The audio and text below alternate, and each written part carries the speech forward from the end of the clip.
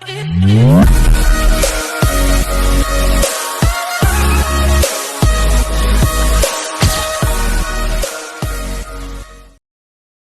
1000 like for next episode. अगर आप लोगों का कोई भी क्वेश्चन पूछना है स्टोरी से रिलेटेड तो आप सभी मेरे टेलीग्राम चैनल को ज्वाइन कर लो, लिंक डिस्क्रिप्शन में है और कमेंट बॉक्स में पिन भी है, वह से आप लोग ज्वाइन कर सकते हैं। CH51 जेलसी और फाइट।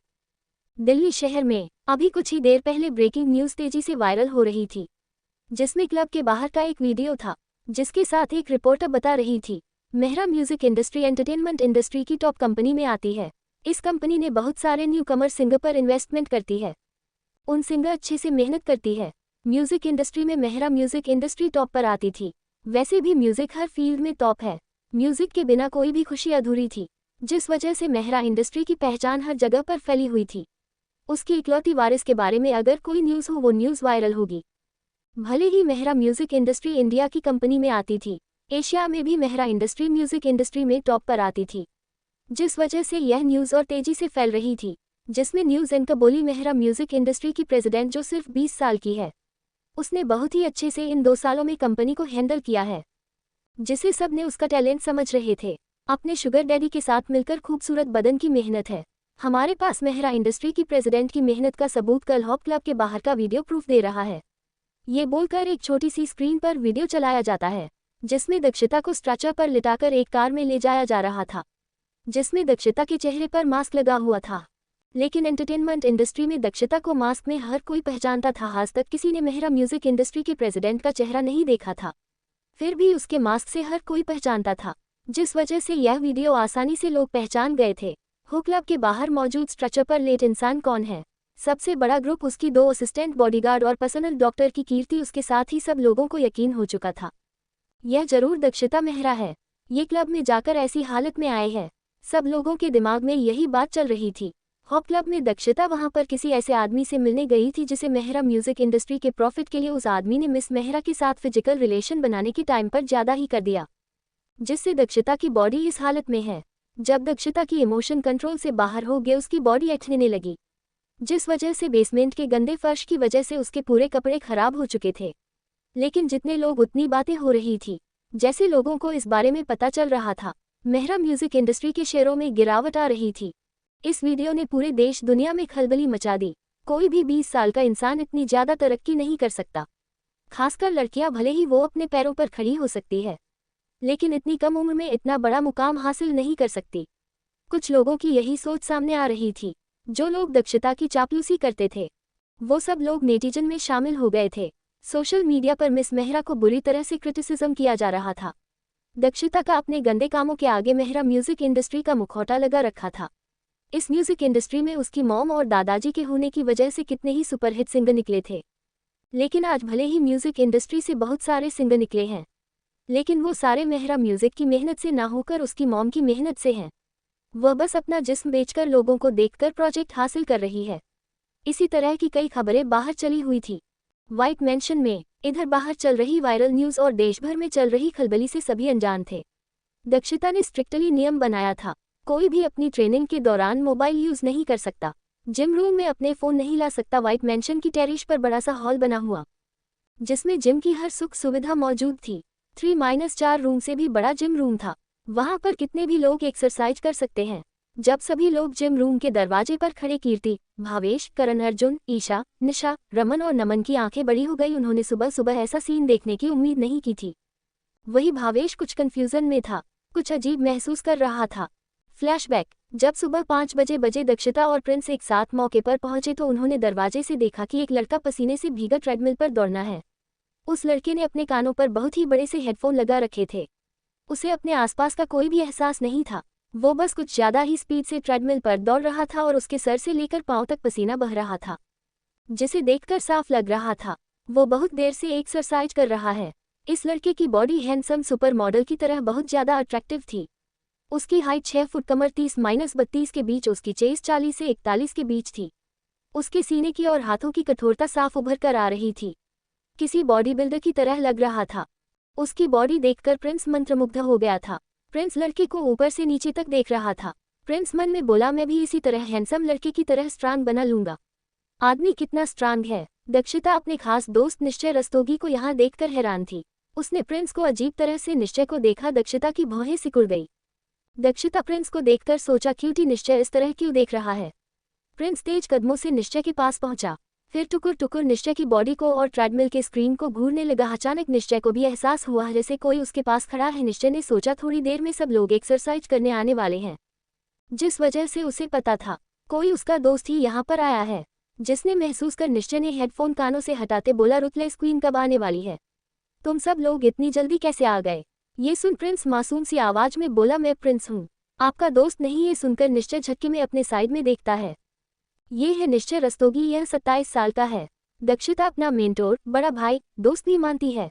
रस्तोगी ग्रुप जो एशिया का नंबर 1 कंस्ट्रक्शन ग्रुप है। निश्चय रस्तोगी कारपोरेशन प्रेसिडेंट है। ये रस्तोगी ग्रुप कंस्ट्रक्शन के क्षेत्र में एशिया में नहीं बल्कि वर्ल्ड में फेमस कंपनी है। अपनी साइड में 15 साल के क्यूट से बच्चे को देखकर निश्चय हैरान था। निश्चय भी अच्छी तरह जानता था डीएम कभी भी अजनबी को अपने पास नहीं आने देती थी। निश्चय ने सोचा, कीर्ति का भाई अक्षित है जो अभी 16 साल का है, हॉस्टल में रहकर अपनी पढ़ाई कंप्लीट कर रहा है। तभी निश्चय को याद आया, इस क्यूट बच्चे अपना नाम प्रिंस बताया है। निश्चय कंफ्यूजन में ही बोला, हेलो प्रिंस, मेरा नाम निश्चय है। ये सुनकर प्रिंस स्माइल करते हुए बोला, हेलो निश्चय भैया, क्या मैं आपकी तरह स्ट्रांग बनना चाहता हूँ, क्या आप मुझे ट्रेनिंग देंगे। निश्चय प्रिंस की मासूमियत भरी बातें सुनकर उसके क्यूट से फेस देखकर उसकी तरफ अट्रैक्ट हो गया था। निश्चय को प्रिंस बहुत ही मासूम लगा, जिस वजह से उसे प्रिंस पर बहुत प्यार है। उसका सर सहलाने ही वाला था, किसी ने प्रिंस उस जगह से खींचकर साइड में कर दिया। निश्चय का हाथ हवा में ही रह गया। प्रिंस ने उस इंसान को देख प्यार से बोला, एंजल देखो भैया फाइटिंग सिखाने के लिए मान गए। एंजल में स्ट्रांग होकर आपको हमेशा प्रोटेक्ट करूंगा। प्रिंस की मासूमियत भरी बात सुनकर और उसे प्रोटेक्ट करने की बात सुनकर दक्षिता का दिल प्यार से, सुकून से, गर्माहट से भर गया। फिर दक्षिता धीरे से बोली, डटी तुम्हें उनसे ट्रेनिंग लेने की जरूरत नहीं है, मैं तुम्हें बेस ट्रेनिंग दूंगी, मैं आपको बहुत स्ट्रांग बना दूंगी, फिर आप मुझे प्रोटेक्ट कर लेना। दक्षिता को प्रिंस से प्यार से बात करते देखकर निश्चय हैरानी से आंखें बड़ी करके दक्षिता को देखने लगा। इधर निश्चय ने सोचा, रुतलेस क्वीन को कब से दूसरों की परवाह होने लगी। यह अपने ऊपर किए एहसान को भी इस तरह लेती थी जैसे कुछ हुआ ही नहीं। इसके बड़ी हार्टलेस महिला आज तक नहीं देखी थी, लेकिन आज इसे देखकर ही लग रहा है जैसे एक माँ के दिल में प्यार होता है। उसको प्यार किसी समुंदर की गहराई, आसमान के जितने ऊंचाइयों तक होता है, वैसा ही प्यार आज दक्षिता के अंदर दिख रहा था, पहले जिसके दिल में सहानुभूति भी नहीं थी। ये सोचते हुए निश्चय ध्यान से प्रिंस और दक्षिता को देखने लगा। दक्षिता प्रिंस का हाथ पकड़ते हुए बोली, इसे भी मैंने स्ट्रांग बनाया है। दक्षिता का झूठ सुनकर निश्चय का मन कर रहा था दक्षिता की बुरी तरह पिटाई कर दे, लेकिन वो ऐसा नहीं कर सकता था। दक्षिता ने निश्चय से अपनी नजरें चुराते हुए बोली, क्यूटी तुम चिंता मत करो, मैं तुम्हें बहुत स्ट्रांग बना दूंगी। ये बोलकर दक्षिता प्रिंस का सहलाने लगी, जिसे देखकर निश्चय के चेहरे पर एक शैतानी मुस्कुराहट आ गई। निश्चय भी अच्छे से समझ गया था दक्षिता के लिए ये लड़का बहुत मायने रखता है। दक्षिता कभी भी नहीं चाहती थी मासूम लड़के को उसकी कड़ी ट्रेनिंग से को गुजरने का मौका दे। दक्षिता अच्छी तरह निश्चय की तरह इंसान को ट्रेनिंग करता है। निश्चय उसे रात भर खतरनाक जंगलों में छोड़ देता था, कई बार 2-3 दिन तक उसी जंगल में रखता था। वहां पर बहुत सारे खूंखार जानवर होते, फिर जो हमेशा आसपास घूमते रहते थे। दक्षिता ने किस तरह से जंगल में वक्त बिताया था, लेकिन उसे स्ट्रांग बना था, जिस वजह से उसने ये सब कुछ सह लिया। प्रिंस जैसा मासूम और नाजुक सा लड़का कभी भी खतरनाक ट्रेनिंग से नहीं गुजर सकता। पहला ट्रेनिंग का पड़ाव जंगल में ऊंचे पेड़ों पर स्पीड से चढ़ना, फिर ऊंचे पहाड़ों पर चढ़ना ही सब ठीक है, लेकिन उसे रात भर जब तक इंसान के अंदर का डर नहीं खत्म हो जाता, तब तक उसे खतरनाक जंगलों में रात गुजारनी पड़ती है। दक्षिता को परेशान करने के लिए बोला, मिस दक्षिता मेहरा, अगर तुम इतनी ही स्ट्रांग हो बाबी, चलो फाइट करते हैं। बेबी प्रिंस, तुम हम दोनों को फाइट करते हुए देखो, जो भी फाइटिंग में जीता है तुम उसी से ट्रेनिंग लेना, जिससे ये भी साबित हो जाएगा हम दोनों में से स्ट्रांग कौन है। ये सुनकर प्रिंस दक्षिता का हाथ पकड़ते हुए बोला, नहीं, आप एंजल को चोट नहीं पहुंचा सकते। ये सुनते ही निश्चय की आंखें चमक उठी। वह बोला, नहीं बेबी, मैं बिल्कुल भी आपकी नज़र को चोट नहीं पहुंचाऊंगा, बस हम लोग एक्टिंग कर रहे हैं। फाइट कैसे करते हैं, जिसे तुम्हें स्ट्रांग बनकर एंजल को प्रोटेक्ट करने में आसानी हो, तुम ध्यान से देखना किस तरह फाइट करते हैं। ये सुनकर प्रिंस हमें सिर हिलाता है। दक्षिता भी प्रिंस का सिर सहलाकर जिम रूम में मौजूद एक रिंग में चली जाती है। दक्षिता ने जिम रूम में हर तरह की सुविधा कर रखी था जो फाइटिंग स्किल्स वाले इंसान की जरूरत की होती है। तभी बाहर से पैरों की आवाज आती है। प्रिंस ने मुड़कर देखा है, भावेश और कीर्ति के साथ बाकी सब लोग दरवाजे पर खड़े रिंग की तरफ देख रहे थे। उन्होंने देखा उनके मेंटोर निश्चय सर और दक्षिता रिंग में खड़े हैं। दरअसल निश्चय निधि इन लोगों को जिंदगी जीना और बुराई से लड़ना सिखाया था।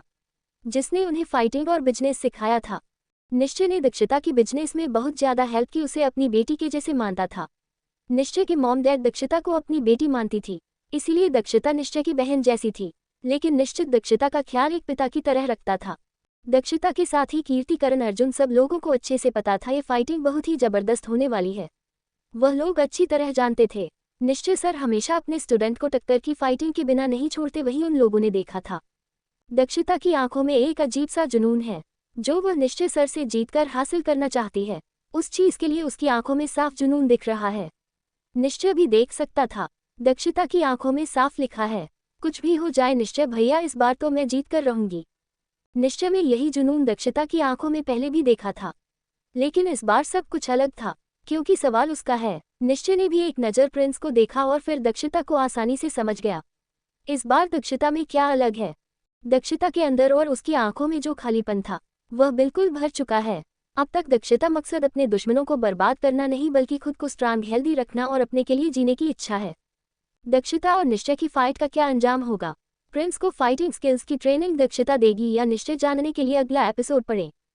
सॉरी रीडर्स, आज हमारे घर में बहुत ही बड़ा हादसा हो गया है। मेरे चाचा को बहुत बुरी तरह चोट लगी है। हमारे घर पर एक गाय ने चाचू को गिरा दिया है, जिस वजह से उनके सीने और हाथ में चोट लगी है। उनका हाथ टूट चुका है, सीने में भी बहुत गंभीर चोट आई है, जिस वजह से मैं सुबह से परेशान थी। उनको कितनी चोट आई है, शाम को जाकर थोड़ी टेंशन कम हुई, इसीलिए स्टोरी लिख पाई हूँ। मैंने रात को 2 बजे तक जाकर स्टोरी लिखी है। हो सके तो कमेंट कर देना। सचिव की हालत को लेकर बहुत ज़्यादा परेशान थी, इस वजह से स्टोरी लिखने का मन नहीं कर रहा था। अब शाम को जब चाचू घर आए तब जाकर तसल्ली हुई और मैं स्टोरी लिख पाई। गलती हो तो माफ़ कर देना। CH52 चोट लगी तुझको तो दर्द मुझे होता है। दिल्ली शहर, मॉर्निंग 6 बजे, old Mehra mention. Living room में सब लोग सोफे का एक कोना पकड़ कर बैठे थे। बड़े से सोफे के बीच में दादा दादी उदास होकर एक दूसरे को गले लगाकर बैठे थे। एक टक कॉफी टेबल पर रखे फोन को देख रहे थे। वही साक्षी काफी बार अपने फोन से दक्षिता, कीर्ति को और सबको फोन लगा रही थी, लेकिन कोई भी कॉल कर रिस्पांस नहीं दे रहा था। लिविंग रूम में विजय शर्मा बिना किसी एक्सप्रेशन के बैठा हुआ था। विजय के सामने मौजूद सोफे पर पुष्कर और नीलिमा दीवान बैठे थे। वो दोनों अपनी कड़वी जुबान से दक्षिता को कोस रहे थे, दादा दादी को भड़काने के लिए बोल रहे थे। अब दक्षिता को मेहरा इंडस्ट्री से हटा देना चाहिए, उसकी वजह से ही मेहरा इंडस्ट्री के शेयर से गिर रहे हैं, जिस पर कोई भी कुछ नहीं बोल रहे था। नीलिमा बोली, आंटी आप कीर्ति को दक्षिता की जगह प्रेसिडेंट बना दीजिए, वो बेस्ट डॉक्टर, बहुत सारे लोग उसके एहसानमंद हैं। कीर्ति मेहरा इंडस्ट्री में प्रेसिडेंट बनेगी। वो लोग जिनका कीर्ति ने इलाज किया है, उनकी जान बचाए हैं, वो लोग कीर्ति का साथ देंगे, जिससे हमें मेहरा म्यूजिक इंडस्ट्री के शेयर में आ रही भारी गिरावट को रोकने में मदद मिलेगी। इधर एक कोने में अपने चेहरे पर छुपी हुई शैतानी मुस्कुराहट के साथ कामना और कोमोलिका सोफे पर बैठी थी। वो दोनों दादा दादी का चेहरा देख रही थी।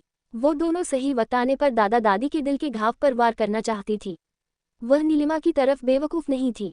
ये दोनों माँ बेटी बहुत ही चालाक है, इतनी आसानी से मेहरा इंडस्ट्री को हासिल करने का मौका हाथ से नहीं जाने देना चाहती थी, जिस वजह से वह दोनों शांति से दादा दादी के एक्सप्रेशन देख रहे थे।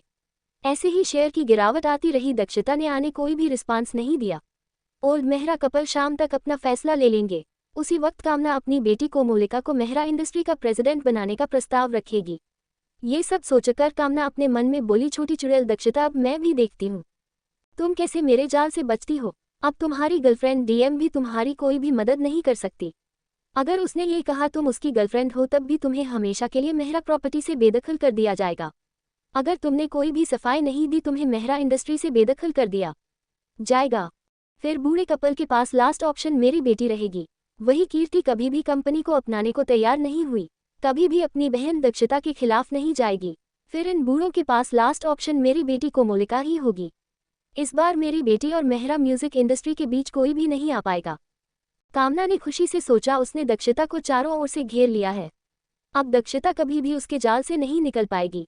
इधर शहर में न्यूज़पेपर में भी दक्षिता की पिक्चर के साथ सारी डिटेल्स छपी हुई थी, जिसे लोकल लोग भी मेहरा म्यूजिक इंडस्ट्री के म्यूजिक को बहुत पसंद करते थे। उन्हें भी यह चीज़ पसंद नहीं आ रही थी, जिस वजह से वह भी सोशल मीडिया पर दक्षिता को बुरा भला बोल रहे थे। पूरे देश में मेरा म्यूजिक इंडस्ट्री और दक्षिता के खिलाफ हंगामा मचा हुआ था। बड़े बड़े सिंगर के फैन क्लब में सिंगर के फैन मेहरा म्यूजिक इंडस्ट्री को छोड़ने के लिए अपने आइडल पर दबाव बना रहे थे, लेकिन सिंगर कोई भी रिस्पांस नहीं कर रहे थे। वह अपने फैन और कंपनी दोनों को ही नाराज करना अफोर्ड नहीं कर सकते थे। सारे सिंगर के जवाब का इंतजार कर रहे थे। जिस वजह से वह लोग शांत थे, साथ ही परेशान भी। मेहरा म्यूजिक इंडस्ट्री का क्या होगा, यह इंडस्ट्री उनके घर के जैसी थी। उन लोगों ने इतना ऊंचा मुकाम मेहरा म्यूजिक इंडस्ट्री से ही शुरू किया था। उन सिंगर के लिए घर से ज़्यादा सुरक्षित कंपनी थी। यहाँ उन्हें मीडियाकर्मी की अफवाह की चिंता नहीं करनी पड़ती थी। मेहरा म्यूजिक इंडस्ट्री की कंपनी में मौजूद कोई भी इंसान उनकी पर्सनल इन्फॉर्मेशन बाहर लीक नहीं कर सकता। अगर कोई भी मेहरा म्यूजिक इंडस्ट्री की इन्फॉर्मेशन लीक कर देता है, उससे करोड़ों का जुर्माना और 6 महीने की सजा के रूल है। डीएम सोसाइटी, व्हाइट मैंशन में, दिल्ली शहर में बाहर की अफरा तफरी से अनजान जिम रूम में अधर चल रहा था। यहाँ पर प्रिंस आगे ही एक मशीन की सीट पर बैठा परेशानी से रिंग घूर रहा था।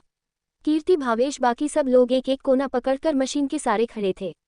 उन लोगों में बैठने की बिल्कुल भी हिम्मत नहीं थी।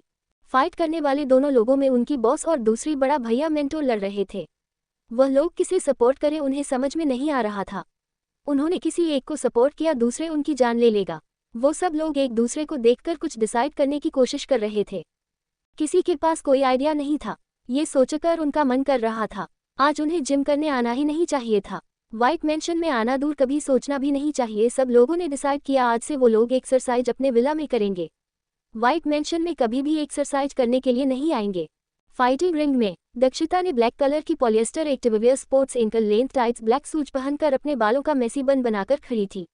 दक्षिता के चेहरे पर अजीब सा जुनून और आंखों में चमक। वो प्रिंस की नज़रों में बेस्ट बनने का प्रिंस, उसका क्यूटी, हमेशा ये सोचे उसके अलावा प्रिंस के लिए दुनिया में किसी भी काम के लिए कोई भी बेस्ट नहीं है।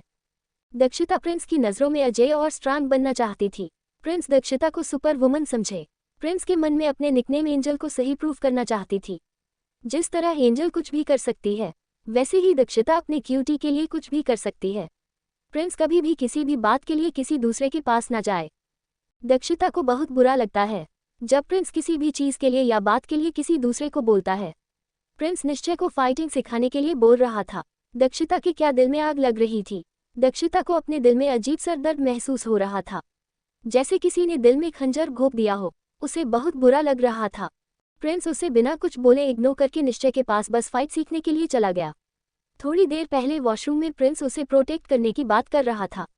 इस वक्त उसे इग्नोर करके प्रिंस के लिए फाइट जरूरी हो गई। वह हमेशा से ही फाइट सिखाना चाहती थी, लेकिन प्रिंस उसे एंजल कहने वाला किसी और के पास जाकर उसे स्ट्रांग समझकर उससे फाइट सीखना चाहता है। भले ही दक्षिता भी अच्छी तरह जानती थी, निश्चय उससे कहीं ज्यादा स्ट्रांग और स्किल्ड है। दक्षिता प्रिंस की नज़रों में स्ट्रांग बनना चाहती थी। प्रिंस की नज़रों में वही हमेशा बेस्ट है। वो कभी भी नहीं चाहती थी प्रिंस कभी किसी को अपनी एंजल के सामने बेस्ट कहे। ये सोचकर वो फाइट के लिए तैयार थी। इधर निश्चय ध्यान से दक्षिता की आंखों में देखता है। निश्चय अच्छी तरह समझ गया था उसकी छोटी सी दक्षु जो हमेशा अकेले रहना, दुनियादारी से अलग रहना, यहाँ तक वह किसी की भी परवाह नहीं करती थी। जब कोई दक्षु परवाह करता था वह भी उसे पसंद नहीं आता था। दक्षिता को देखकर हमेशा लगता था इसके अंदर जान ही नहीं बची है, ये बस एक जिंदा लाश की तरह जी रही थी। आज निश्चय को उसकी आंखों में सुनेपन की जगह जुनून, जिद और पागलपन नजर आ रहा था। ये सब कुछ दक्षिता के लिए खतरनाक था, जिंदा लाश से ज्यादा खतरनाक नहीं था। जब दक्षिता इश्क मासूम बच्चे के प्यार को एक्सेप्ट कर लेगी, इसे अपने जीवन में पूरी तरह पा लेगी, खुद के दिल के सुकून को अपने दिल में बसा लेगी, उस दिन सारा जुनून, पागलपन हट जाएगा। लेकिन अगर उसकी जिंदगी में प्यार नहीं आया, शायद दक्षिता जल्द ही खत्म हो जाती। यह सोचकर निश्चय के चेहरे पर एक सुकून भरी स्माइल आ गई। वह दक्षिता को छेड़ते हुए मजाकिया टोन में बोला, वैसे दक्षु तुम मुझसे नहीं जीत पाई तब करना चाहती हो, लेकिन तुम भूल रही हो मैंने ही तुम्हें फाइटिंग सिखाई और इतना स्ट्रांग बनाया है। तुम्हें यकीन है एक गुरु अपने चेले से हार जाएगा? उसका चेला कभी गुरु के नक्शे कदम पर चलने के बाद भी गुरु को हरा सकता है। तुमने पुराने जमाने में कहावत सुनी होगी, गुरु अपनी शिष्य को कभी भी अपना पूरा ज्ञान अपने शिष्य को नहीं सिखाता, कुछ अपने पास रखता है जिसे कभी भी किसी को जरूरत पड़ने पर दे सके। फिर से कभी भी गुरु को यह ना समझे गुरु को कुछ भी नहीं आता है। दक्षिता निश्चय की सारी बातें इग्नोर करते हुए गुस्से से देख निश्चय को घूरते हुए बोली, लेक्चर देने से अच्छा है फाइटिंग स्टार्ट करो। ये सुनते ही निश्चय का मुंह बन गया। निश्चय भी फाइटिंग के लिए तैयार हो गया। इधर जैसे ही फाइटिंग का सिग्नल मिला, प्रिंस का दिल जोरों से धड़कने लगा। प्रिंस के मन में एक ही आवाज आ रही थी, तुम्हारी एंजल को चोट लग सकती है, उसे वहां से हटा लो। लेकिन प्रिंस जानता था अब वह अपनी एंजल को नहीं रोक सकता। फिर भी वह अपनी जगह पर बैठा घबराहट के मारे और नर्वसनेस के अपने हाथों को मल रहा था। तभी प्रिंस की नज़र रिंग में कई जगह निश्चय ने अपना पंच उठाया और सीधा दक्षिता की मुंह की तरफ बढ़ा दिया, जिसे देखते ही प्रिंस ने ही कसकर अपनी आंखें बंद कर ली। उसका चेहरा रोने जैसा हो गया। प्रिंस को ऐसा लग रहा था जैसे ये भैया कभी भी उसकी एंजल को चोट पहुंचा देंगे। दक्षिता के चेहरे को पंच छू उससे पहले ही दक्षिता ने अपने हाथ से नीचे का पंच पकड़ लिया। निश्चय पूरी ताकत लगाकर अपना हाथ छुड़ाने की कोशिश कर रहा था। इधर जैसे ही दक्षिता ने निश्चय का पंच पकड़ा उसके साथ ही प्रिंस की भी चीख निकल गई, जिससे दक्षिता का ध्यान भटक गया।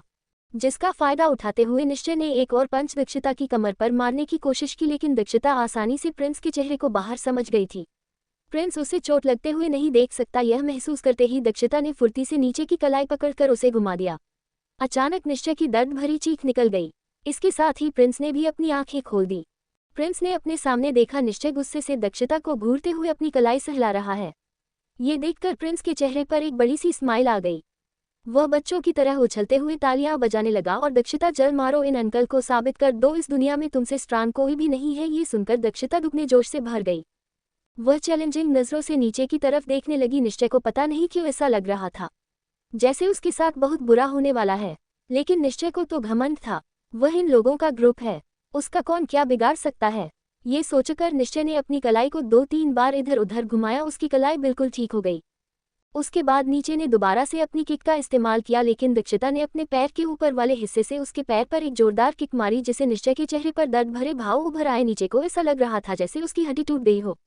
इतने में दक्षिता ने अपना दूसरा पैर नीचे के दूसरे पैर पर मार दिया, जिसे महसूस कर निश्चय कर अपनी आंखें बंद करता है। फिर खोलकर उसे से दक्षिता की तरफ घुराते हुए बोला, दक्षु तुम्हारी कैसे हुए हिम्मत अपने मेंटोर के सामने शो ऑफ कर रही हो, फाइटिंग स्किल्स दिखाकर हो। ये सब मैंने ही तुम्हें सिखाया है, अब मैं बताता हूँ गुरु गुरु होता है।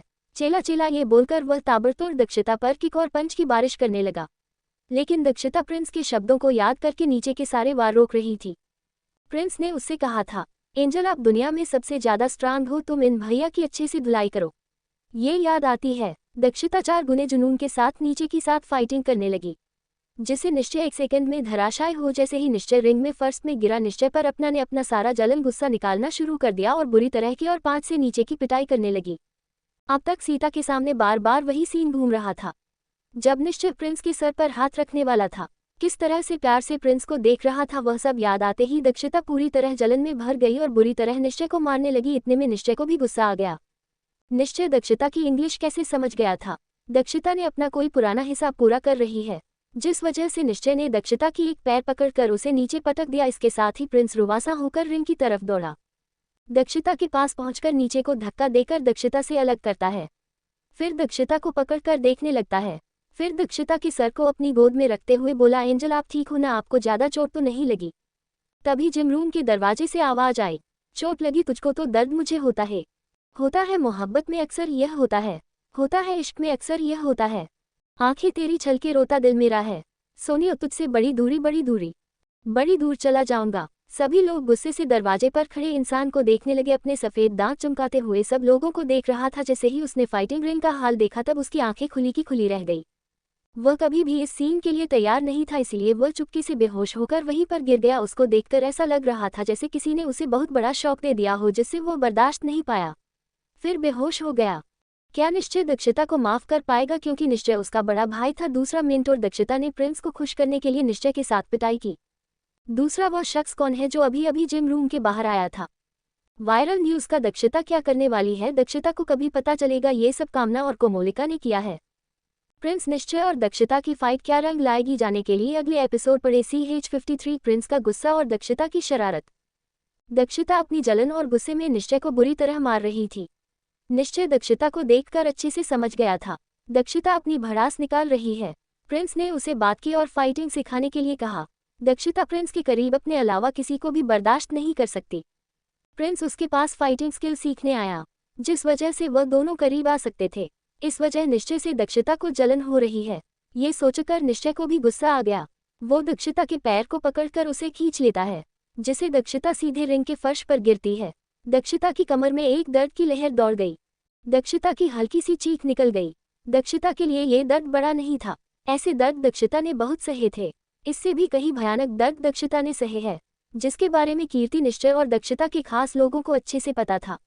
प्रिंस के लिए दक्षिता की हल्की सी चीख किसी जानलेवा खंजर की तरह थी, जो सीधा उसके दिल में लगी।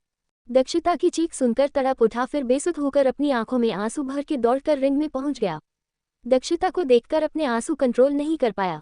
दक्षिता अपनी कमर में उठ रहे दर्द को बर्दाश्त करने के लिए आंखें बंद कर रखी थी। दक्षिता के चेहरे पर दर्द भरे एक्सप्रेशन थे। तभी दरवाजे से कोई गाना गुनगुनाता हुआ आता है। जैसे ही उस अजनबी के गाने की आवाज़ सुनी, प्रिंस और दक्षिता को छोड़कर सब लोग जिम रूम के दरवाजे की तरफ देखते हैं। वहां पर लंबा चौड़ा खूबसूरत सा नौजवान खड़ा था, जिसके लंबे घने बाल पोनीटेल में बंधे हुए थे। लड़के के चेहरे पर बड़ी सी दिलकश मुस्कान और बियर्ड भी काफी बड़ी थी। उसने अपनी बियर्ड को एक खूबसूरत डिजाइन में हल्की सी पोनीटेल बांध रखी थी। उसकी आंखें अलग चमक रही थी। अपने सामने का सीन देखते ही वह वहीं पर बेहोश हो गया। उसने देखा एक बच्चा उसकी खतरनाक शेरनी का सर अपनी गोद में रख कर बैठा है, जिसे उसने अपनी लाइफ में कभी इमेजिन नहीं किया था। जिस वजह से बेचारा सदमे में आ गया, वही बेहोश हो गया। ये देखकर सब लोगों ने ऐसे सिर हिलाया जैसे इसका कुछ नहीं हो सकता। फिर से रिंग की तरफ देखने लगे। उन्होंने देखा प्रिंस अपनी आंखों से आंसू पोंछते हुए दक्षिता का सर अपनी गोद में रख कर बैठा है। प्रिंस गुस्से से लाल आंखें से बुरी तरह घूरकर निश्चय को घूर रहा है। प्रिंस क्यूट वॉइस को गुस्से वाली बनाकर बोला, अंकल, मैंने आपको अच्छा और स्ट्रांग आदमी समझा था। आपने लड़की पर इस तरह हमला करते हुए आपको बिल्कुल भी शर्म नहीं आई? आपने ये भी नहीं देखा आपके सामने लड़की है? आप एंजल के नाजुक हाथों से 2-4 पंच खा लेते, आपकी बॉडी का कुछ बिगड़ नहीं जाता। फिर प्रिंस कुछ देर रुककर गहरी सांस लेकर आगे बोला, मैं आपकी स्ट्रांग बॉडी से इम्प्रेस हुआ था। इतनी स्ट्रांग बॉडी होने के बाद कोई भी चोट नहीं लगेगी। आप दिखने में स्ट्रांग लगते हैं, वरना सबसे कमजोर निकली आपसे स्ट्रांग मेरी एंजल है।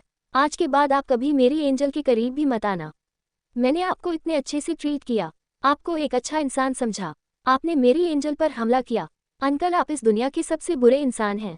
ये सुनकर सब लोग हैरान हो गए, क्योंकि प्रिंस कभी किसी को बुरा नहीं बोलता था। यहाँ तक भावेश भी अपनी जगह से लड़खड़ा गया।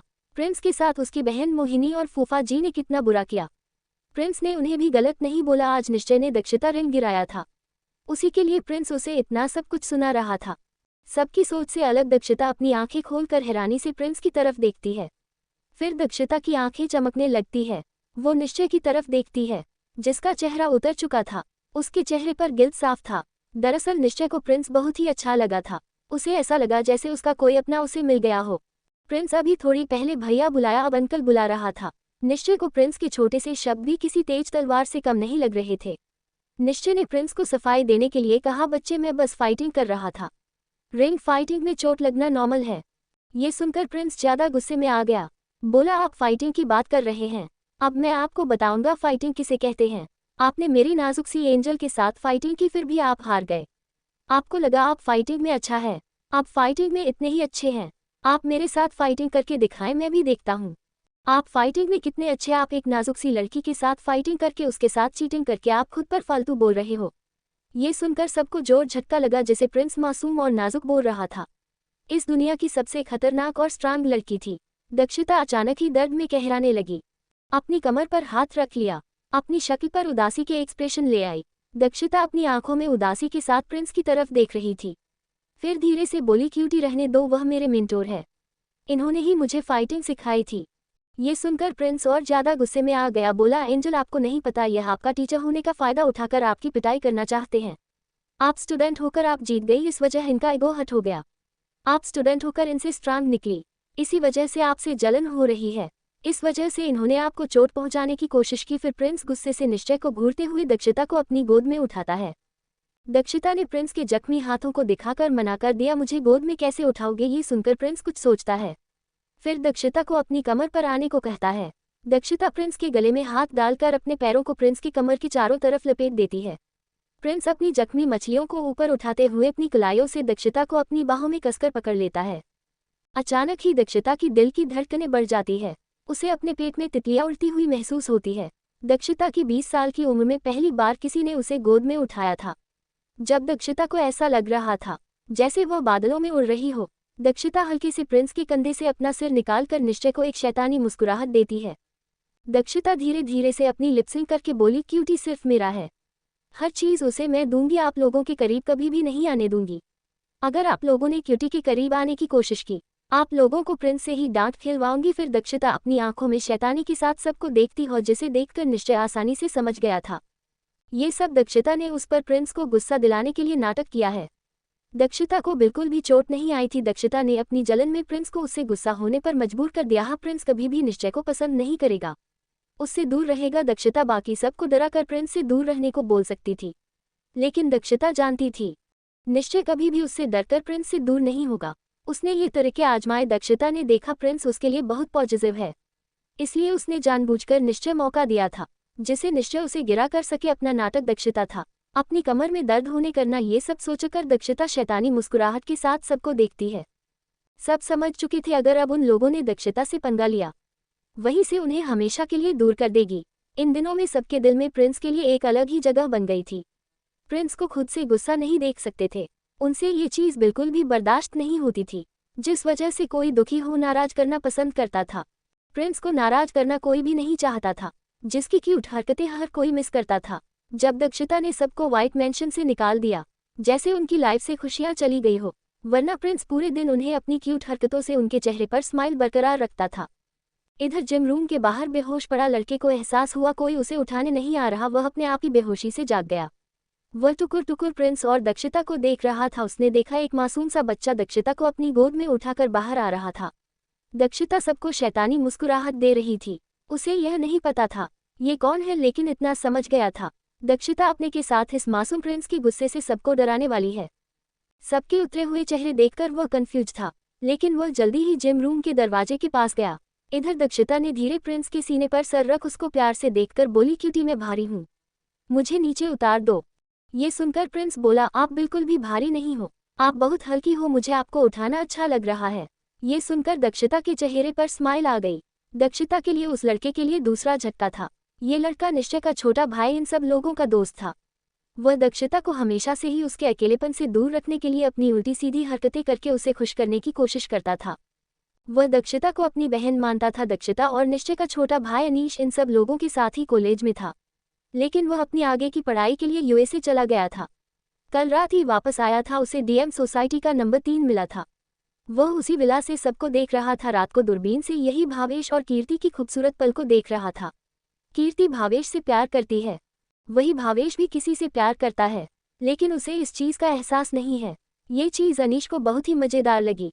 अनीस ने सोचा वो इस कपल को एक बार करके रहेगा। जैसे ही उसने व्हाइट मैंशन में झांकने की कोशिश की, उसकी नज़रें सीधी बालकनी में खड़ी दक्षिता से मिली। दक्षिता को पता चल गया था अनीस और निश्चय आ चुके हैं। अनीश की हमेशा से आदत थी, वह दूरबीन से दूसरों के घरों में झांकना पसंद करता था, इसीलिए वो बालकनी में खड़ी अनीश को घूर रही थी, जो कीर्ति और भावेश की हरकतों को देख रहा था। फिर अनीश ने जल्द ही उसके कमरे में भी झांकने की कोशिश करेगा। वह गुस्से से अनीश को घूर रही थी। अनीश को अपनी पहली बार याद आ गई। उसने डरकर दूरबीन को दूर फेंककर अपने बिस्तर पर जाकर सो गया था। अभी अनीश को डर लग रहा था, कहीं दक्षिता को उसकी हरकत के बारे में पता चल गया, दक्षिता उससे पनिशमेंट दे सकती है। वो जिम रूम के बाहर ही छुप गया था। दक्षिता ने अपना चेहरा प्रिंस के सीने पर रखकर उसकी धड़कन ही सुन रही थी, जो बहुत तेज चल रही थी। दक्षिता को यह एहसास बहुत प्यारा लग रहा था। दक्षिता अपने आप को प्रिंस के बाहों में सुकून और प्रोटेक्टिव फील कर रही थी। सीढ़ियों से प्रिंस धीरे से दक्षिता को लेकर अपने रूम में आता है। दक्षिता को बिस्तर पर लेटाकर जैसे ही अलग होने वाला था, दक्षिता ने प्रिंस की टी शर्ट का कॉलर पकड़ा, अपने ऊपर खींचकर उसके होठों पर अपने होंठ रखकर किस करने लगी। प्रिंस अपने जख्मी हाथों को बिस्तर पर सहारा देखकर खुद को दक्षिता के ऊपर गिरने से रोकना चाहता था, लेकिन दक्षिता ने जल्दी से प्रिंस के जख्मी हाथों को ऊपर कर दिया, उसे अपने ऊपर गिरा लिया, फिर पैशनेटली किस करने लगी। इधर प्रिंस परेशानी में दर्द था। दक्षिता को दर्द हो रहा होगा, थोड़ी देर पहले दक्षिता को चोट लगी थी। प्रिंस का ध्यान किस में बिल्कुल नहीं था। वही दक्षिता प्रिंस के होठों का रस जोर जोर से उसकी फोटो को स्मूच करके सक कर रही थी। वही प्रिंस परेशानी से अपनी आंखें इधर उधर घुमा रहा था, खुद को अपने पैरों पर हल्का सा उठाकर अपना वजन दक्षिता के ऊपर से काम करता है। दक्षिता किस करना छोड़कर उसकी आंखों में देखने लगती है। प्रिंस भी दक्षिता पर की आंखों में देखने लगा। दोनों एक दूसरे की आंखों में प्यार का इजहार कर रहे थे, जो एक दूसरे के एहसास नहीं था। तभी अचानक नीचे से एक जोर की चीख आई, जिसे सुनते ही प्रिंस और दक्षिता हड़बड़ा गए। दक्षिता और प्रिंस का रूम साउथ, लेकिन वह चीख बहुत ही ज्यादा तेज थी, जिस वजह से बाहर की आवाज रूम के अंदर सुनाई दे रही थी। प्रिंस दक्षिता को साथ लेकर रूम से बाहर आता है। कोई इतनी जोर से क्यों चीखा? दक्षिता को उस ब्रेकिंग न्यूज के बारे में पता चलेगा, जो उसके कारण पूरे शहर को उलट पुलट कर रख दिया है। साथ ही मेहरा म्यूजिक मिस्ट्री कुछ ही मिनटों में बहुत ज्यादा शेयर नीचे आ गए हैं। जाने के लिए अगला एपिसोड पढ़ें। Hello readers, like comment share and follow me please comment कर दिया करो। CH54 दादा दादी और प्रिंस का आमना सामना। दक्षिता और प्रिंस का रूम। दक्षिता बिस्तर पर लेटी हुई, प्रिंस उसके ऊपर झुका हुआ था। दोनों एक दूसरे को किस कर रहे थे। खिड़की से सूरज की किरणें दोनों पर पड़ रही थी। दोनों की बॉडी गोल्डन कलर से चमक रही थी। तभी व्हाइट मैंशन में चीख गूंज जाती है। इसके साथ डोर पर जोर से डोर को पीटने की आवाज आती है, जैसे कोई बाहर दरवाजा पीट रहा हो। इस आवाज की वजह से प्रिंस डरकर उछलकर बेड से नीचे गिर जाता है। प्रिंस के हाथों में दोबारा चोट लगने से बचाने के लिए दक्षिता भी प्रिंस के हाथ पकड़कर उसके ऊपर ही गिर जाती है। प्रिंस को नीचे बिस्तर से नीचे गिरते देख दक्षिता का मन करता है जो भी दरवाजे को पीट रहा है उस इंसान को जान से मारकर किसी जंगल में फेंक दे। उसकी वजह से उसकी क्यूटी को चोट लग गई। दक्षिता ने दरवाजे आवाज को इग्नोर करके प्रिंस के ऊपर से उठकर प्रिंस को भी उठने में हेल्प करती है। प्रिंस अपनी आंखों में चिंता के साथ दक्षिता की तरफ देखकर बोला, एंजल आप ठीक है ना? आपको फिर से चोट लगी क्या? ये सुनकर दक्षिता प्रिंस के चेहरे को अपने हाथों में भर के प्यार से बोली, नहीं मुझे बिल्कुल भी चोट नहीं लगी। फिर से दरवाजे को जोर से पीटने की आवाज के साथ ही अनीश की बहुत ही तेज कर्कश के साथ बोला, दक्षु दरवाजा खोल, मुझे बहुत जरूरी काम है। अनीश अभी दरवाजा पीट रहा था।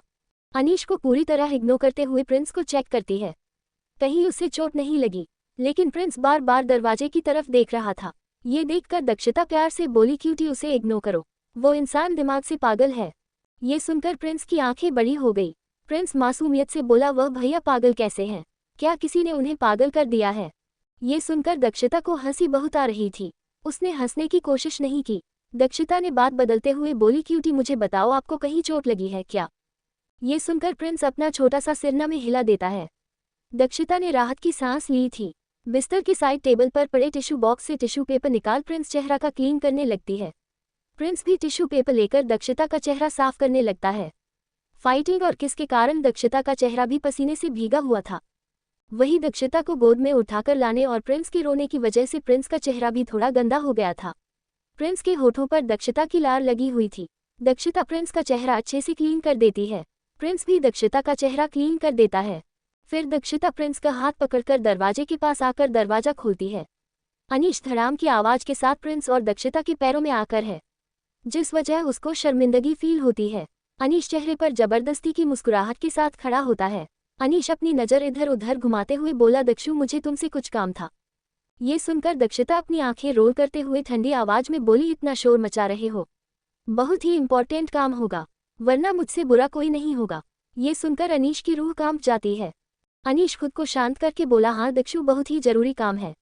ये बोलकर अनीश अपने फोन में ब्रेकिंग न्यूज़ वाला वीडियो चला देता है, जिसे देखकर दक्षिता की आंखें खतरनाक तरीके से लाल हो जाती है। जैसे वो वीडियो चल रहा था और न्यूज़ एंकर बोल रही थी, वैसे ही दक्षिता की आंखों की खतरनाक चमक बढ़ती जा रही थी। अनीश को दक्षिता के खतरनाक ऑरा के कारण पैरों में कंपन महसूस कर सकता था।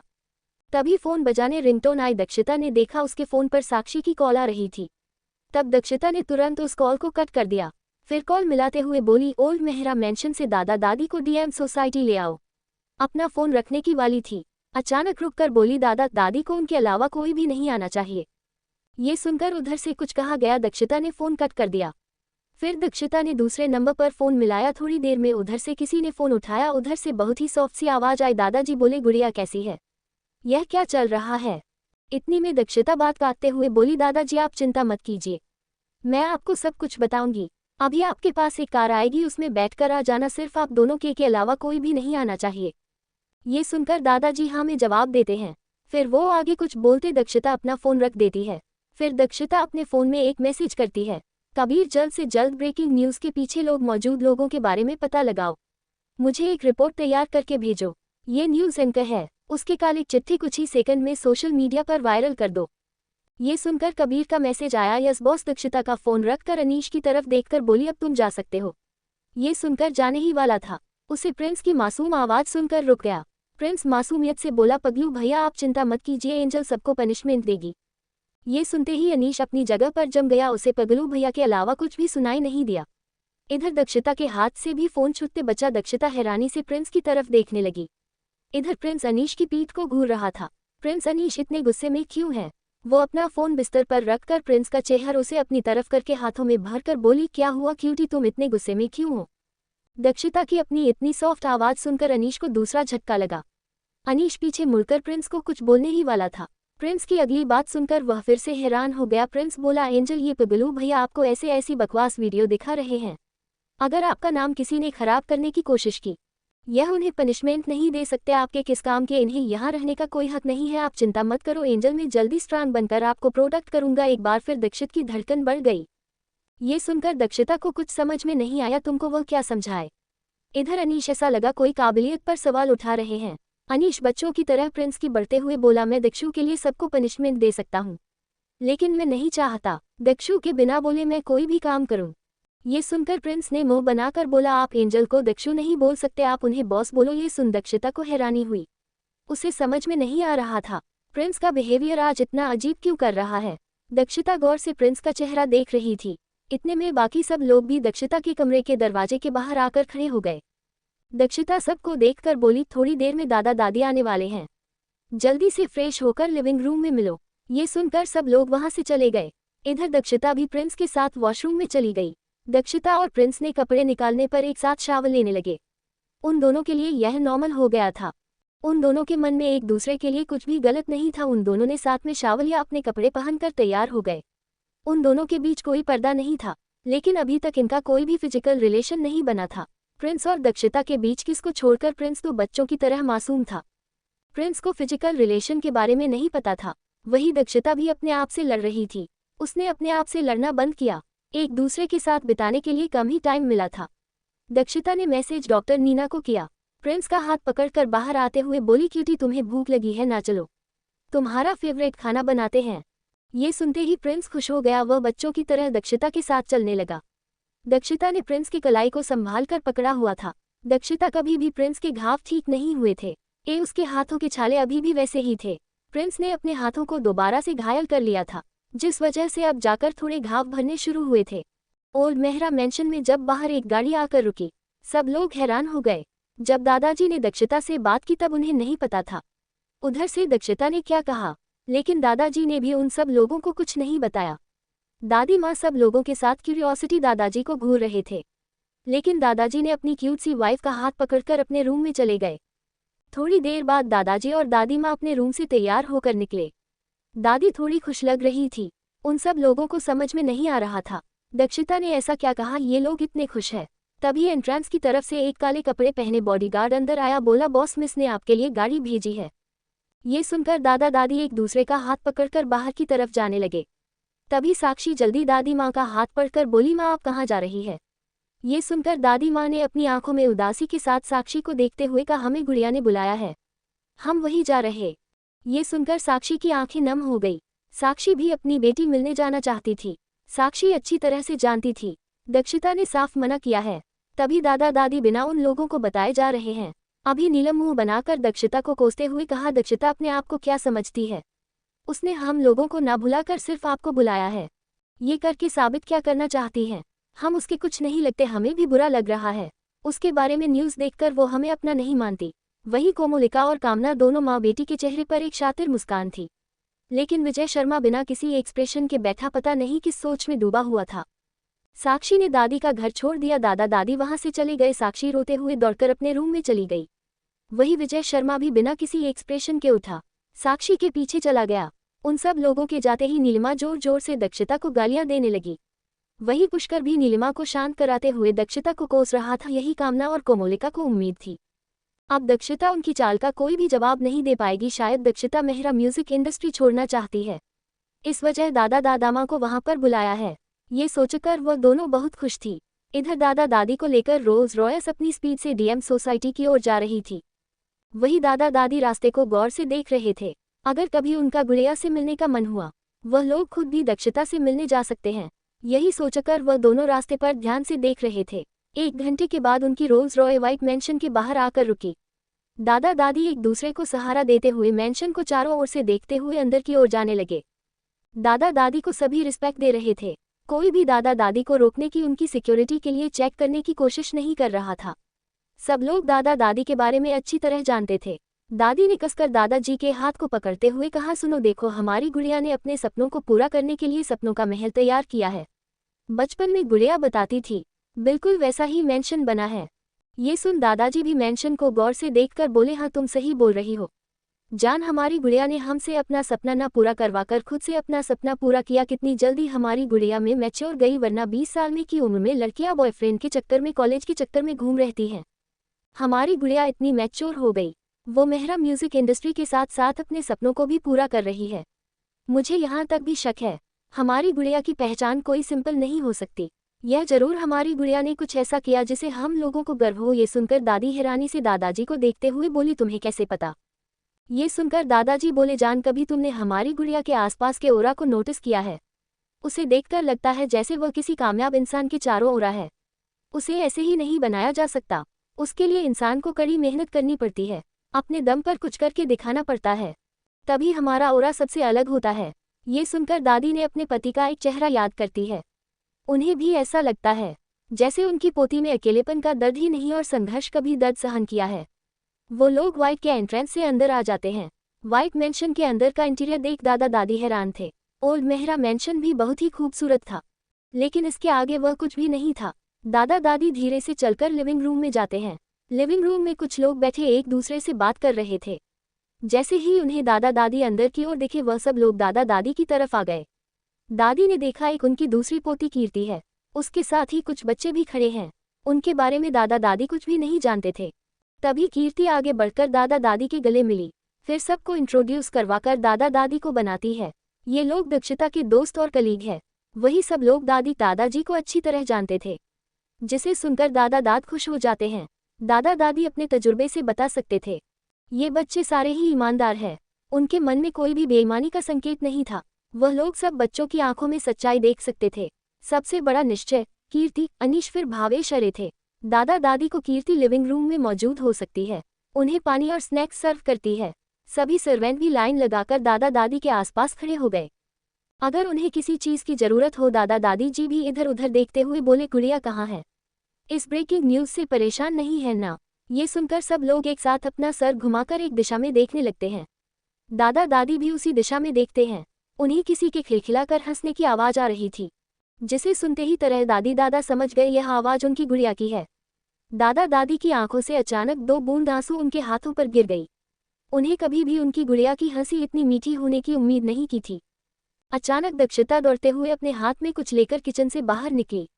वह पीछे किचन की तरफ देखकर लिविंग रूम में आ रही थी। दादी ने देखा लिविंग रूम में एक सोफा सेट के अलावा दूसरा सिंगल सोफे कुछ दूरी पर रखे हुए थे। तभी तो सर्वेंट आगे बढ़कर उन सोफा को साफ कर देते हैं। उन सर्वेंट ने हाथों में ग्लव पहन रखे थे। दक्षिता दौड़ते हुए उन सोफे की तरफ भी बढ़ रही थी। इतने में किचन से एक मासूम सा बच्चा फूले हुए गालों के साथ बाहर निकलता है। प्रिंस ने मासूम से चेहरे के साथ आवाज में बोला, एंजल आपको पता है ना, मुझे चोट लगी है, आप साथ ऐसा क्यों कर रही है? मुझे बहुत भूख लगी है। ये सुनकर दक्षिता हंसते हुए बोली, इसमें रोने की क्या जरूरत है? आ जाओ खा लो, तुमसे बिल्कुल भी भूख बर्दाश्त नहीं होती ना? ये सुनकर प्रिंस रोनी सूरत बनाकर बच्चों की तरह मासूम सी शक के साथ मासूमियत से अपनी आंखें बार बार जब झपकाते देखना लगता है, जैसे बोल रहा हूँ, आप जानती हो मेरी एक ही कमजोरी है, खाना। आप फिर भी मुझे चिढ़ा रही हैं। क्या बर्बादी पर शर्म के मारे दम चुकी थी? उन्होंने बचपन में भी देखा था। दक्षिता ज्यादा नहीं बोलती थी। आज वह पहली बार दक्षिता को ज्यादा तो छोड़ो बार बार बोलते हुए देख रहे थे। दादा दादी को यकीन ही नहीं हो रहा था, यह उन्हीं की गुड़िया है। अभी दादी ने प्रिंस को देखते ही उनकी आंखें चमक उठी। उन्हें भी वह बहुत ही क्यूट और एंडोरेबल लगा था। दादा दादी दादाजी के हाथों इशारा करती है। दादाजी भी जैसे ही प्रिंस को देखते हैं, उनकी आंखें भी चमक उठती है। उन दोनों की नजरें प्रिंस से हटने का नाम ही नहीं ले रही थी। प्रिंस अपने फुल हुए गालों के साथ दक्षिता के पास आते हैं। प्रिंस टुकर टुकर दक्षिता के हाथ में मौजूद खाने को देखने लगता है, जो आज उसने दक्षिता से रिक्वेस्ट करके बनवाई थी। यह उसकी फेवरेट चीज थी। किसी को लेकर दक्षिता उसे चिढ़ा रही थी। वैसे एक प्लेट पहले खा चुका था, लेकिन प्रिंस का पेट नहीं भरा था। उसे टेस्टी फिश डिश खानी थी। वैसे भी उसकी एंजल बहुत ही टेस्टी खाना बनाती थी। कुछ इतना खा ले, उसका पेट ही नहीं भरता था। इतने में कीर्ति खाते हुए उन्हें दादा दादी का एहसास करवाती है। दक्षिता और प्रिंस एक साथ पैसे की तरफ देखते हैं। प्रिंस 2 अनजान लोगों को देखकर जल्दी से दक्षिता के पीछे छुप जाता है। ये देखकर दादी माँ और दादाजी के दिल में एक अजीब सा दर्द होता है। इधर दीक्षित के सर पर प्यार हाथ रखते हुए अपने दादाजी को देखने लगती है। इतनी देर से बस्ती के चेहरे पर जो मुस्कान वो गायब हो गई थी, अब उसके चेहरे पर कोई भी एक्सप्रेशन नहीं थी। वही प्रिंस दक्षिता की कंधे से उठाकर टुकुर टुकुर दादा दादी को देख रहा था। दादी माँ और दादाजी प्रिंस को ही देख रहे थे। दादा दादी की आंखों में प्रिंस को जानने की क्यूरियोसिटी साफ साफ दिख रही थी, जो चाहते थे प्रिंस दौड़कर उनके पास आए। प्रिंस और दादा दादी की एक दूसरे से दोस्ती होगी। क्या प्रिंस दादा दादी के साथ भी कंफर्टेबल हो पाएगा? दक्षिता अपने दादा दादी को प्रिंस के साथ कैसे इंट्रोड्यूस करवाएगी? दक्षिता प्रिंस को किसी के भी पास नहीं जाने देती। क्या अपने दादा दादी के पास जाने दिए जाने के लिए एपिसोड पढ़ें।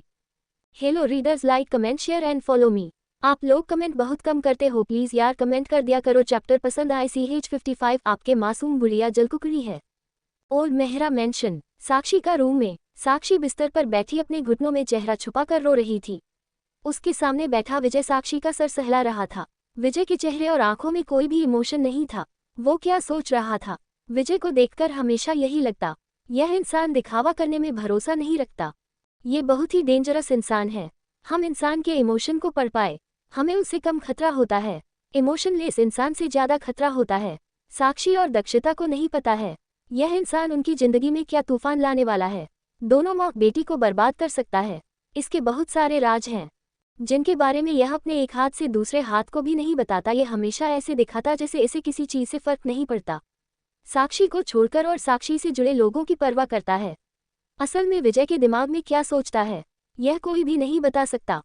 पुष्कर और नीलिमा के रूम में नीलिमा परेशानी में रूम में इधर उधर चक्कर लगा रही थी। अचानक नीलिमा रुककर बिस्तर पर बैठे पुष्कर के पास आकर बोली, सुनो, हमें प्यार का नाटक करके कीर्ति को काबू में करना होगा। ये डेविल दक्षिता कीर्ति को आसानी से अपनी मेहरा कंपनी का प्रेसिडेंट बना देगी। डेविल दक्षिता अपनी माँ की तरह चालाक लोमड़ी है, वो कभी किसी पर भरोसा नहीं करेगी। कीर्ति इतने दिनों से बीच दक्षिता के साथ है, वह कीर्ति को प्रेसिडेंट बना सकती है। हमें हमारे अक्षय की भलाई के लिए अपनी बेटी को काबू में करना होगा। कोई भी औलाद अपने माँ बाप को माफ कर ही देती है। हमें कीर्ति के सामने प्यारे मॉम डैड होने की एक्टिंग करनी है। ये सुनकर पुष्कर भी हाँ में हाँ मिलाता है। फिर पुष्कर दीवान बोला, कल हम दोनों कीर्ति के हॉस्पिटल चलेंगे।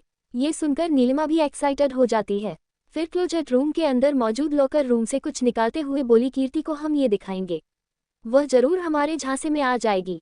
उस चीज को देखकर पुष्कर की भी आंखें चमक गई। अब उसे यकीन हो गया, उनकी कीर्ति बेटी को अपने मॉम डैड की तरफ होने से कोई भी नहीं रोक सकता। ये सोचकर पुष्कर के होठों पर डेविल स्माइल आ गई। वहीं नीलिमा भी डेविल स्माइल के साथ अपने हाथ में पकड़े बॉक्स को देख रही थी। कामना के रूम में कामना और कोमोलिका बालकनी में झूले पर बैठी वाइन के साथ सेलिब्रेट कर रही थी। उन दोनों प्लान जो कामयाब हो गया था। कोमोलिका बाहर गार्डन को देखते हुए बोली, मम्मा जल्दी, अब हम मेहरा पर प्रॉपर्टी के मालिक होंगे। हम दोनों माँ बेटी इन सब कचरे को यहाँ से निकाल कर ऐश करेंगे। कामना सीरियस होकर प्यार से बोली, बेबी हम दोनों नहीं, तीनों हमारी कंप्लीट लवली फैमिली। ये सुनकर कोमोलिका के चेहरे पर भी एक प्यारी सी स्माइल आ गई। कोमोलिका इमोशनल होकर बोली, हाँ मम्मा, अनजान रिश्ते का नाटक करते हुए मैं थक गई हूँ, मुझे भी उनका प्यार चाहिए। ये सुनकर कामना हंसकर बोली, बेबी जरूर मिलेगा तुम्हें उनका प्यार। फिर अपने मन में बोली, मुझे हस्बैंड का प्यार चाहिए।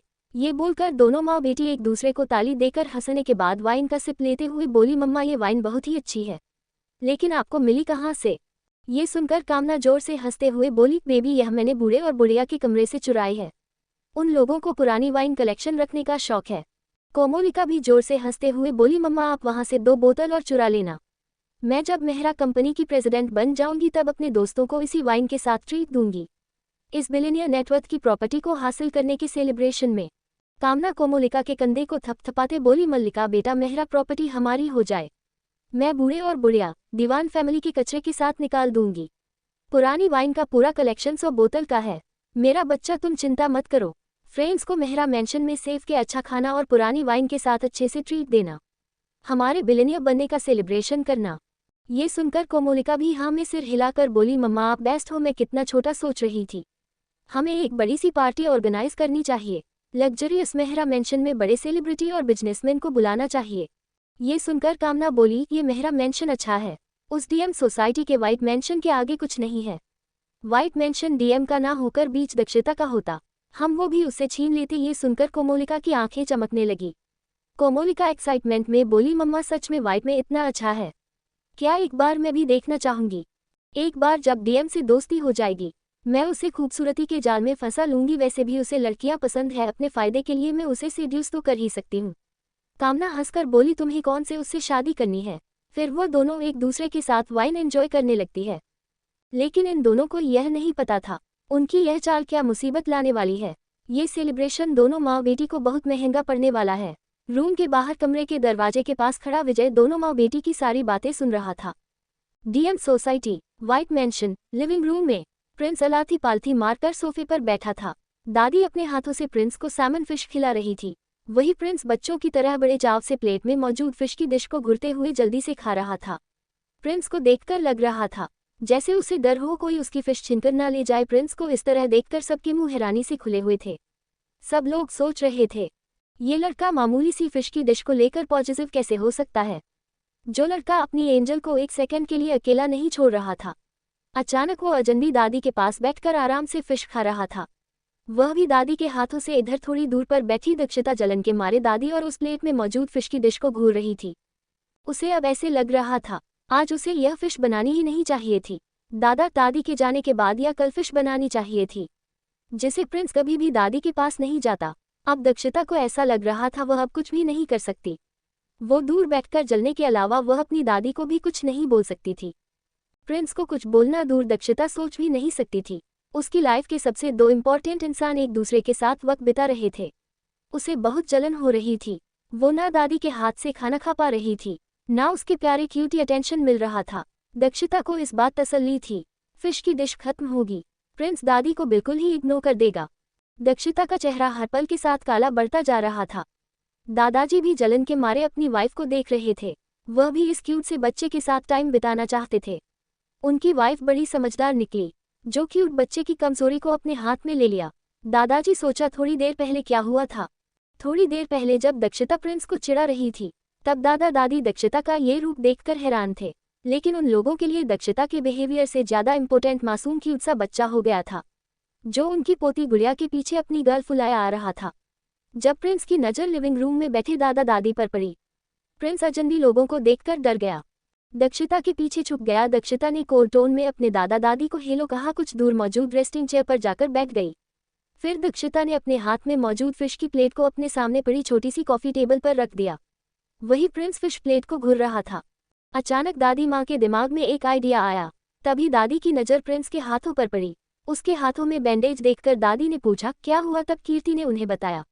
इसके हाथ जल गए, लेकिन चोट के बारे में, पैनिक अटैक के बारे में कुछ भी नहीं बताया।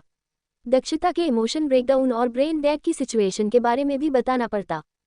उन्हें मासूम बच्चे की अटेंशन चाहिए थी। उन्होंने इकलौती पोती गुड़िया के साथ कभी वक्त नहीं बिताया था। दादा दादी ने अपनी खूबसूरत बाबी डॉल जैसी गुड़िया बचपन में नखरे उठाए थे। दक्षिता शुरुआत से ही समझदार और मैच्योर थी, जिस वजह से उन्हें अपनी पोती के बचपने की बहुत याद आती थी। आज इस मासूम बच्चे को देखकर दादा दादी का दिल मासूम बच्चे पर प्यार लुटाने का मन किया। मासूम और क्यूट बच्चे के साथ अपनी गुड़िया के बचपन बीता लेना। उन्हें दक्षिता से पर पोते या पोती की कोई भी उम्मीद नहीं थी। उनके मरने से पहले दक्षिता शादी कर लेती, उनके सारे सपने पूरे हो जाते हैं। हर किसी के दादा दादी अपने पर पोते पोतियों के सपने देखते हैं, लेकिन ओल्ड मेहरा कपल के ऐसे कोई भी सपने नहीं थे। वह बस अपनी पोती के जीवन में ऐसा जीवन साथी को चाहते थे, जो हमेशा उनके मासूम सी गुड़िया का साथ दे। दादा दादी प्रिंस की मासूमियत को देखते हुए अपनी सोच में थे। दादा दादी को फिश की खुशबू भी बहुत अच्छी लग रही थी। उनका मन कर रहा था वह भी एक बाइट ले। इस मासूम बच्चे की खाने के लिए पजेसिवनेस देखकर उन लोगों ने हिम्मत नहीं थी। अगर यह नाराज हो गया, दादा दादी के प्यारे बच्चे के साथ समय बिताने के सपने चूर हो जाएंगे। दादी को एहसास हुआ कि प्लेट खाली हो चुकी है। दादी एक नज़र खाली प्लेट में देखकर अपनी नज़रें उठाती है। अपने सामने किसी को ना पाकर दादी एक पल के लिए हैरान हो जाती है। अपनी नज़रें इधर उधर घुमाती है। दादी ने देखा वो मासूम बच्चा जो इतनी देर से उनके साथ बैठा प्यार से खाना खा रहा था, अब दौड़ते हुए उनकी पोती की तरफ जा रहे हैं। अचानक ही प्रिंस हल्के से दक्षिता पर कूद जाता है, जिससे सोफे की रेस्टिंग चेयर भी पीछे की तरफ झुल जाती है। प्रिंस को उनकी नाजुक सी गुड़िया पर कुत्ते देख दादा दादी डर गए, कहीं प्रिंस और दक्षिता को चोट न लग जाए। दादा दादी ने देखा दक्षिता आराम से प्रिंस को अपनी बाहों में भर लेती है। दादा दादी के मुंह खुला का खुला रह गया था। ये देखकर कीर्ति धीरे से बोली, नानू नानी आप लोगों को क्या लगा? वह मासूम दिखने वाला शैतान बच्चा आपके पास बैठकर अपनी एंजल का बनाया खाना खा लिया। आप लोगों से दोस्ती कर ली। आपकी गलतफहमी दूर करने के लिए बता दूं, हम लोग उसके साथ 10 दिन से रह रहे हैं। आपके मासूम बच्चे ने हम लोगों पर ध्यान नहीं दिया। नानी वो आपसे कुछ ही सेकंड में दोस्ती कैसे कर सकता है? फिर कीर्ति भावेश की तरफ इशारा करके बोली, आपकी और हमारी छोड़ो, वो जो बैठा है ना, वो इस मासूम बच्चे का भाई है। उसे भी एक नज़र उठाकर नहीं देखता, उसके पास आपकी गुड़िया है। तब तक प्रिंस किसी को भी नज़र उठाकर नहीं देखता। जब आपकी गुड़िया से थोड़ा दूर होती है, तब जाकर वो हम लोगों से कुछ बातें करता है। आपकी गुड़िया ने रूल बना रखा है, आपकी गुड़िया का क्यूटी हम लोगों से 2 मीटर की दूरी पर रहेगा। नानी आपसे आपकी गुड़िया बहुत प्यार करती है। उसने आपको कुछ नहीं कहा, लेकिन इतनी देर से आपकी गुड़िया एकदम जलकुकड़ी होकर आपको गुस्सा से घूर रही थी। आपकी मासूम गुड़िया जलकुकड़ी है एक नंबर की। आप उस मासूम बच्चे में इतने खो गए थे, आपको उसकी जलती नजरें महसूस ही नहीं हुई। ये दोनों आग और पानी की तरह है। जहाँ पर आग लगती है, पानी आग को बुझा देता है। जहाँ पानी होता है, वहाँ आग उस पानी को भापन में बदल देती है। ये सुनकर दादा को दक्षिता और प्रिंस को देखते हैं। दक्षिता ने प्यार से प्रिंस की सर को सहलाते उसे हक कर रखा था। वो दादा दादी को चिढ़ाने वाली नज़र से देख रही थी, जैसे बोल रही हो आप लोगों को क्या लगा आप मेरे क्यूटी को अपनी तरफ कर सकते हैं? कभी नहीं, यह मेरा था, सिर्फ मेरा और मेरा ही रहेगा। ये किसी के पास भी नहीं जा सकता, कोई उससे कितना भी प्यार क्यों ना करे। ये समझकर दर चिढ़ गई प्रिंस की तरफ देखकर बोली बच्चा। प्रिंस ने दादी की किसी भी बात पर ध्यान नहीं दे रहा था। कीर्ति धीरे से बोली नानी उसका नाम प्रिंस है। ये सुनकर दादी प्यार से दोबारा बोली प्रिंस बच्चा इधर मेरे पास आओ, मैं तुम्हारे मनपसंद खाना बनाकर खिलाऊंगी। तुम्हारे दादाजी बोलते हैं मेरे हाथों में जादू है, एक बार तुम खाना खाओगे मनकचुरी दक्षिता के खाने को भूल जाओगे। कीर्ति अपना सिर पीटते हुए बोली नानी अब ये कभी भी आपसे दोस्ती नहीं करेगा। दादी कीर्ति की बात सुन कंफ्यूज हो गई। दादी अभी भी प्रिंस को घूर रही थी। अपनी एंजल की बुराई सुनते हैं प्रिंस के कान खड़े हो गए। प्रिंस अपना सर दक्षिता के कंधे से निकालकर दादी की तरफ देखता है। ये देख दादी खुश हो जाती है, वही दादाजी का मुंह सड़ जाता है। प्रिंस दादी की तरफ देखकर बोला दादी आप बहुत गंदी हो, मेरी एंजल के बारे में आप ऐसा कैसे बोल सकती है? आप नक्चरी है, मेरी एंजल नहीं। दादा दादी का मुंह खुला का खुला रहेगा। उन्हें उम्मीद नहीं थी प्रिंस ऐसा जवाब देगा। हम उनसे कर उन्हें एक बात पता चली, यह बच्चा खाने से ज्यादा उनकी पोती से ऑब्सेस्ड है। दक्षिता प्यार से प्रिंस को डांटते हुए बोली क्यूटी ऐसे बड़ों से बात नहीं करते। प्रिंस रोनी सूरत बनाकर बोला I am sorry angel, I am sorry दादी, लेकिन आप मेरी एंजल को बुरा मत बोलो, मुझे बिल्कुल भी अच्छा नहीं लगता। फिर प्रिंस की आंखें नम हो गए। प्रिंस की आंखों में आंसू देखकर दादा दादी का दिल धक से रह गया। उन्हें नहीं पता था ये बच्चा उनकी गुड़िया से इतना जुड़ा हुआ है। दादी को गिल्टी फील होने लगा। उनके मजाक की वजह से बच्चे की आंखों में आंसू आ गए। इधर दक्षिता प्रिंस का सिर सहलाते हुए बोली अरे क्यूटी इसमें रोने वाली क्या बात है? मैं तुम्हें नहीं डांट रही, मैं बस तुम्हें समझा रही हूँ। बेबी बड़ों से ऐसे बात नहीं करते। ये सुनकर प्रिंस दक्षिता की ऊपर लेटे हुए उसकी आंखों में देखकर बोला एंजल मुझे दादू की याद आ रही है। ये सुनकर दक्षिता सारी बात समझते वह प्रिंस का सर अपने कंधे पर रखकर उसकी पीठ सहलाने लगी। दादा दादी ने भी प्रिंस की बात सुन ली थी। वो लोगों को कंफ्यूजन में कीर्ति देखने लगे। तब दादा दादी ने देखा सब लोग एक दिशा में देख रहे थे। दादा दादी भी उस दिशा में देखते हैं। वहां पर एक और मासूम सा लड़का बैठा था, जिस पर उस बच्चे दादा दादी का ध्यान नहीं गया। फिर दादा दादी को उस पर प्यार आया। वह प्यार से बोले बेटा वह तुम्हारा भाई क्यों रो रहा है, क्या हुआ? भावेश सर झुकाकर बोला प्रिंस के दादू को बहुत दिनों से पैरालाइज अटैक आया हुआ है, वो बिस्तर में लेटे रहते हुए। ये सुनकर सब लोग समझ गए प्रिंस को अपने दादू की क्यों याद आ रही है। दक्षिता प्यार से सिर सहलाकर बोली क्यूटी हम जल्द ही तुम्हारे दादू के पास जाएंगे, हम उन्हें बिल्कुल ठीक करवा लेंगे।